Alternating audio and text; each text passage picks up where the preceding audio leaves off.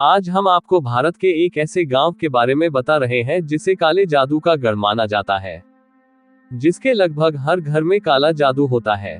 कहते हैं काले जादू से किसी पुतले पर सुई चुभोकर इंसान को तकलीफ दी जा सकती है, उसे वश करके मनचाहा काम करवाया जा सकता है, इंसान को जानवर बनाया जा सकता है। यही कारण है कि आज भी काले जादू का नाम आते ही लोगों के दिमाग में सबसे पहले नींबू, मिर्च, सुई, पुतला और खौफ आता है। भारत में काले जादू का प्रचलन यूं तो सदियों से रहा है, मगर असम का मायोंग गांव ऐसा है जिसे काले जादू का गढ़ माना जाता है। इस गांव का नाम लेने से भी आसपास के गांव वाले डरते हैं। यहाँ के हर घर में आज भी जादू किया जाता है। मान्यता है कि पूरे विश्व में काले जादू की शुरुआत इसी जगह से हुई है।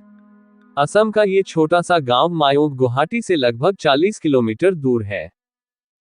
मायोंग नाम संस्कृत शब्द माया से लिया गया है। महाभारत में भी मायोंग का जिक्र आता है। माना जाता है कि भीम का मायावी पुत्र घटोत्कच मायोंग का ही राजा था। कहा जाता है 1332 में असम पर मुगल बादशाह मोहम्मद शाह ने 1 लाख घुड़सवारों के साथ चढ़ाई की थी। तब यहाँ हजारों तांत्रिक मौजूद थे। उन्होंने मायोंग को बचाने के लिए एक ऐसी दीवार खड़ी कर दी थी जिसको पार करते ही सैनिक गायब हो जाते थे। गांव से डरते हैं लोग। दुनिया भर से काला जादू सीखने और रिसर्च के लिए लोग मायोंग आते हैं, मगर आसपास के गांव के लोग यहां आने से डरते हैं। यहां आने वाले अधिकतर लोग काले जादू से बीमारियों को दूर करने या किसी और पर काला जादू करवाने के लिए आते हैं। यहाँ 2 कुंड है, एक अष्टदल कुंड व दूसरा योनि कुंड। योनि कुंड पर हिंदू व अष्टदल कुंड पर बौद्ध साधना किया करते थे। यहाँ 12वीं शताब्दी की कई पांडुलिपियां मौजूद हैं। ये काले जादू के वे कीमती दस्तावेज हैं जिनका मूल्य केवल इस भाषा को समझने वाले ही बता सकते हैं। मायोंग में बूढ़े मायोंग नाम की एक जगह है जिसे काले जादू का केंद्र माना जाता है। यहाँ शिव, पार्वती व गणेश की तांत्रिक प्रतिमा है, जहाँ सदियों पहले नरबलि दी जाती थी। यहाँ योनि कुंड भी है जिस पर कई मंत्र लिखे हैं। मान्यता है कि मंत्र शक्ति के कारण ये कुंड हमेशा पानी से भरा रहता है। माना जाता है कि यहाँ लोग गायब हो जाते हैं या फिर जानवरों में बदल जाते हैं। ये भी कहा जाता है कि यहाँ लोग सम्मोहन से जंगली जानवरों को पालतू बना लेते हैं। काला जादू पीढ़ियों से चल रहा है। नई पीढ़ियों को भी आवश्यक रूप से सिखाया जाता है। मायोंग के लोग काले जादू का उपयोग केवल समाज की भलाई के लिए करते हैं। हालांकि कई विद्याएं जानते हैं, लेकिन वे इसका उपयोग केवल लोगों की बीमारियां ठीक करने और चोरों को पकड़ने के लिए करते हैं। ये दुर्लभ प्रक्रिया है, कुछ ही लोग इसे करने में सक्षम होते हैं। इसमें बेसन, उड़द के आटे आदि से बनी गुड़िया का उपयोग होता है।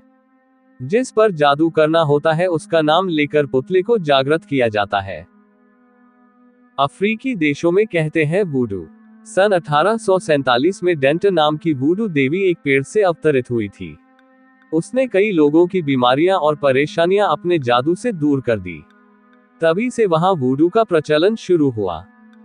जानकारों का मानना है ये जादू और कुछ नहीं, बस एक बंच ऑफ एनर्जी है जो एक स्थान से दूसरे स्थान तक भेजा जाता है, या कहें एक इंसान के द्वारा दूसरे इंसान पर भेजा जाता है।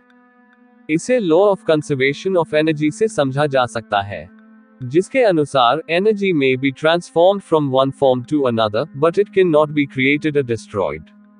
हिंदी में कहा जाए तो ऊर्जा को न ही पैदा किया जा सकता है और न ही इसे खत्म किया जा सकता है।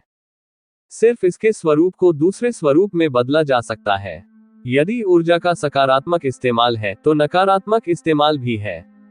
सनातन धर्म का अथर्ववेद सिर्फ सकारात्मक और नकारात्मक चीजों के लिए ऊर्जाओं के इस्तेमाल को ही समर्पित है। आपको ये समझना होगा कि ऊर्जा सिर्फ ऊर्जा होती है, वह न तो दैवीय होती है न शैतानी। आप उससे कुछ भी बना सकते हैं, देवता या शैतान। ये बिजली की तरह होती है। क्या बिजली दैवीय या शैतानी, अच्छी या बुरी होती है? जब वह आपके घर को रोशन करती है तो वह दिव्य होती है। गीता में कहा गया है, अर्जुन ने भी कृष्ण से यही सवाल पूछा था कि आपका ये कहना है कि हर चीज एक ही ऊर्जा से बनी है और हर एक चीज दैवीय है, अगर वही देवत्व दुर्योधन में भी है तो वह ऐसे काम क्यों कर रहा है?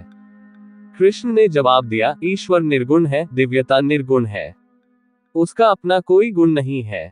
इसका अर्थ है कि वह बस विशुद्ध ऊर्जा है। आप उससे कुछ भी बना सकते हैं।